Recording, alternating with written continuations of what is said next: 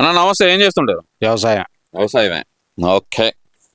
చంద్రబాబు వచ్చిన తర్వాత రైతుల్ని నిండా ముంచేశాడు, ఇది వైసీపీ నాయకులు చెప్తున్న మాట, నిజమేనా? అది వైసీపీ నాయకులు ఏదో పాలు బాగా చెప్పటమే కానీ నిండా ముంచేయడానికి ఏముంది? రైతులు పైర్లు వేసుకున్నారు, పంటలు పండించుకున్నారు, అవి గవర్నమెంట్ ఒడ్డుగా ఉంది, ఎమ్మనే డబ్బులు వేశారు.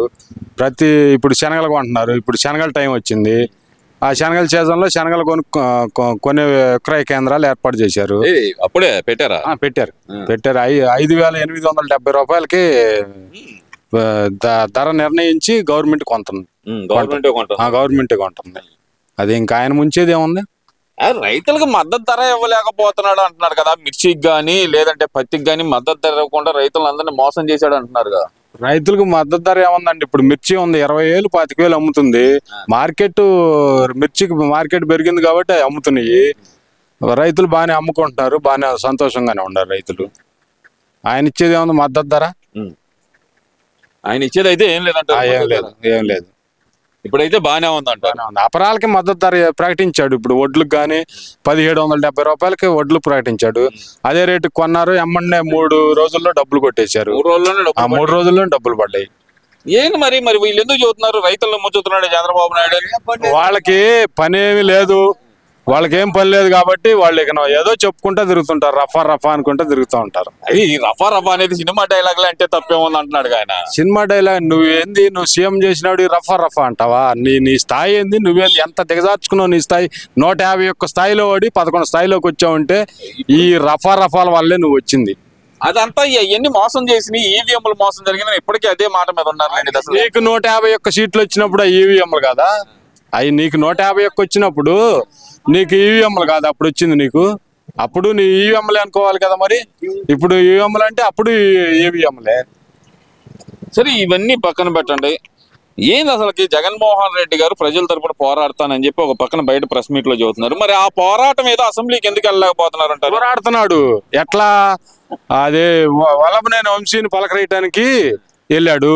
తెనాల్లో రౌడీ షీటర్ని, గంజాయి అమ్ముతున్న రౌడీ షీటర్లను కొట్టినందుకు పోలీసులు అరెస్ట్ చేసినందుకు రౌడీ షీటర్లను పలకరేయటానికి పరామర్శకి వెళ్ళాడు. తర్వాత ఇక్కడ అంబటి రాంబాబుని పరామర్శ చేయడానికి వచ్చాడు. ఆయనకి ఎవరు కావాలి? ప్రజల పని లేదు. రౌడీ షీటర్లు ఎవరన్నా తన్నులు తిని జైల్లో ఉంటే వాళ్ళని పరామర్శించడానికి వస్తాడు. అది ఆ మాట అన్నారు. ఏంటి ప్రజల కోసం జరిగిందే. ఈ 2 సంవత్సరాల్లో ఆయన ప్రజల దగ్గరికి ఎవరి దగ్గరికి వెళ్ళాడు? ఎవరి దగ్గరికి వెళ్ళి పరామర్శం చేశాడు? మామిడి రైతుల దగ్గరికి వెళ్ళారు, పొగాకు రైతుల దగ్గరికి వెళ్ళారు. మేము వెళ్తేనే సమస్యలు పరిష్కారం అయినాయి అంటున్నాడు. మామిడి దగ్గరికి వెళ్ళి 2 ట్రక్కులు కొనుక్కొచ్చి అవి పారబోసి వచ్చారు. వాడు ఏడుతున్నాడు, ఆ రైతు ఏడ్చాడు. అక్కడ ఏమి జరగలేదు. ఆ పొగాకు రైతుల దగ్గరికి వెళ్ళి లేనిపోయింది కిలో 30,000 కొన్నానని నేను చెప్పాడు. అది ఆయన ఇది కిలో 30,000 కొన్నాడు. అది ఇంటర్నేషనల్ ఎక్స్పోర్ట్ మా పొగాకు అనేది.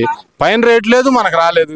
చేసేది తర్వాత చంద్రబాబు నాయుడు గారు కొనిపించారు కదా, కేంద్రాలు ఏర్పాటు చేసి మద్దతు ధర ప్రకటించి కొనిపించాడు. ఆయన కూడా రైతులకు దండగ పోకుండా నష్టపోకుండా చేశాడు.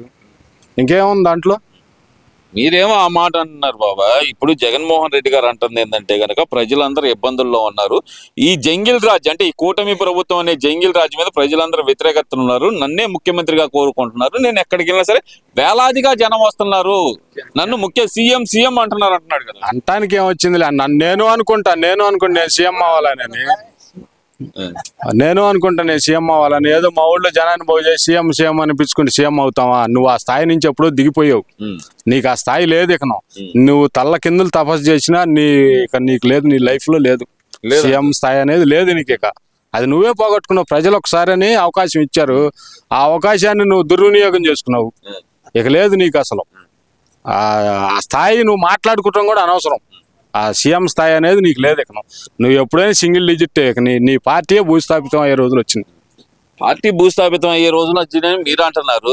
అసలు ప్రజల్లో చైతన్యం వచ్చింది 2029లో అధికారం నాకే ఇవ్వబోతున్నారు అంటున్నాడు రామారాయణ అంటున్నాడు.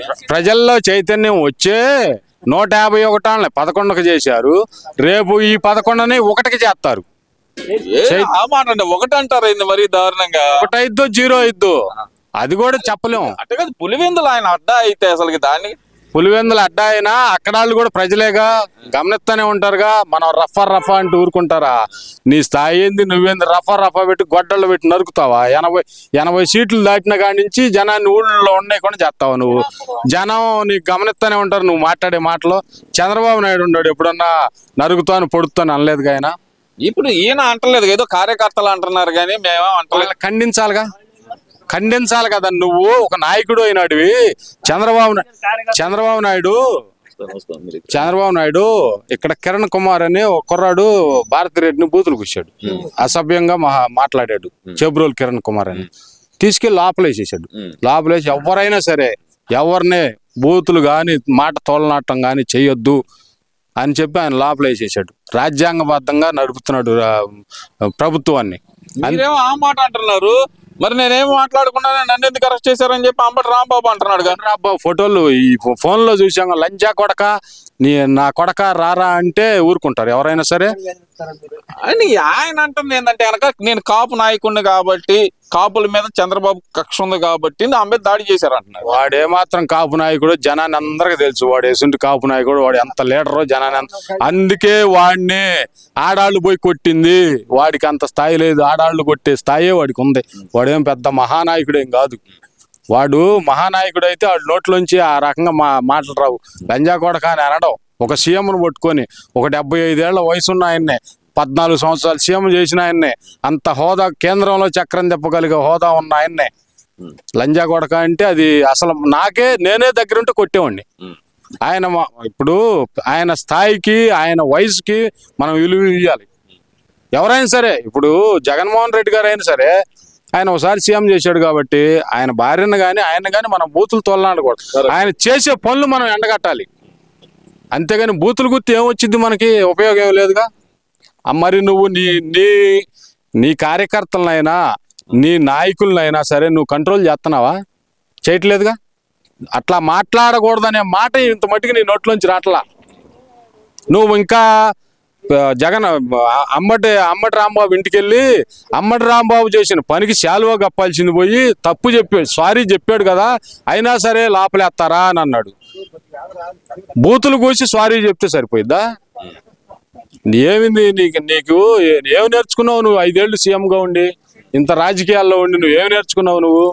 నువ్వు జనానికి ఏం మెసేజ్ ఇస్తున్నావు? నువ్వు 80 సీట్లు దాటంగా కారుమూరి వెంకటరెడ్డి అంటే ఒకడు, వాడు కారు కోతలాడు ఒకడు ఉన్నాడు.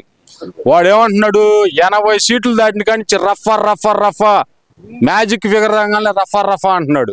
ఆ రఫా అనేది ఇప్పుడు గనక మేము తలుచుకుంటే అస్సలు ఆంధ్రప్రదేశ్ లో వైఎస్ఆర్ కార్యకర్త అనేవాడు ఒక్కడు కూడా బతకడు. మీరేమో ఆ మాట అన్నారు, ఇప్పటికే అలా ఉంది పరిస్థితి. దానికే వల్లభనేని వంశీని అరెస్ట్ చేశారు, అన్యాయంగా అరెస్ట్ చేశారు, అందగాడిని అరెస్ట్ చేశారు అని చెప్పి ఆ రోజు చెప్పాడు కదా. ఇప్పుడు కొడాలి నాని అంటున్నాడు కదా, మొన్న కూడా వచ్చి అన్ని రోజులు ఒకే రాకుండావు, చంద్రబాబు కూడా దిగిపోయే టైం ఉంది, అప్పుడు మా సంగతి చూపిస్తామని చెప్పి కొడాలి నాని కూడా చెబుతున్నాడు కదా. మా సంగతి చూపెడతామని వాళ్ళంటే ప్రజలు కూడా మా సంగతి చూపెడతారు. ఎవరిని తప్పు లేకుండా అరెస్ట్ చేయలేదు. వల్లభనేని వంశీ చేసిన అక్కడ అన్ని బయటికి తీశారు. ఇక్కడ అంబటి రాంబాబు చేసిన తప్పులు ఇప్పుడు ఇక్కడ సత్తెనపల్లిలో 22 ఎకరాలు కొని దాన్ని ఫామ్ హౌస్ గా మార్చుకొని ఎక్కడి నుంచి వచ్చినాయి ఆయనకి ఆ డబ్బులు? 5 ఏళ్ళు 3 ఏళ్ళు 2 సంవత్సరాలన్నర మినిస్టర్ చేస్తే ఇంత పొలం కొనే ఇది వచ్చిద్దా ఆయనకి? మాకు వెనకమాల ఆస్తులు లేవో ఏందో అంటున్నాడు ఆయన. ఆస్తులు ఉంటే ఒక్క 2 సంవత్సరాల్లోనే 22 ఎకరాల ఫామ్ హౌస్ కడతాడు ఆయన. వీళ్ళంతా ఏం లేదంటే ప్రతి వాడు ఫ్రాడ్ చేశాడు. మినిస్టర్లు అందరూ ఫ్రాడ్. ఒక్క మినిస్టర్లు మొత్తం కలిసి చేసిన ఫ్రాడే జగన్ పడేసింది. జగన్ ప్రభుత్వం పడిపోయిందంటే ప్రతి ఒక్క మినిస్టర్ తప్పు ఉంది. ఒక్క మినిస్టర్ కూడా వాళ్ళకిచ్చిన శాఖ అనేది వాళ్ళు నిర్వర్తించలేకపోయారు.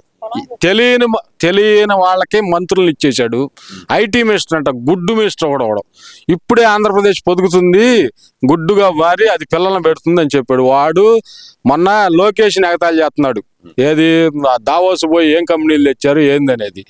ఆయన తెచ్చిన కంపెనీలు ప్రజలందరికీ తెలుసు. గూగుల్ కానీ ఏదైనా సరే నా బోటి చదువుకున్నాడికైనా తెలుస్తుంది. ఈయన తెచ్చింది ఏందయ్యా అంటే అమర్నాథ్ రెడ్డి పలావులో కలుపుకునే ఈ జింజర్ పేస్టు, అప్పడాలో, వీళ్ళ మనకి మినిస్టర్లో వీళ్ళకా మనం ఓట్లు వేసింది. అసలు సిగ్గుతో తల ఉంచుకోవాల్సి వస్తుంది వీళ్ళని చూసి. సరే ఫైనల్ గా ఒక క్వశ్చన్ బాబాయ్, 2029 అధికారం మాదే, మేము వస్తే 2.0 పరిపాలన చూపిస్తాం, మామూలుగా ఉండదు అంటున్నాడు మీరు. ఆ 2.0 అనేది ఇప్పుడు ప్రజలు చూపెడతారు. 2029లో ప్రజలు చూపించి నీ 11 సీట్లకు గుండు కొట్టేసి గుండు సున్నా చేస్తారు.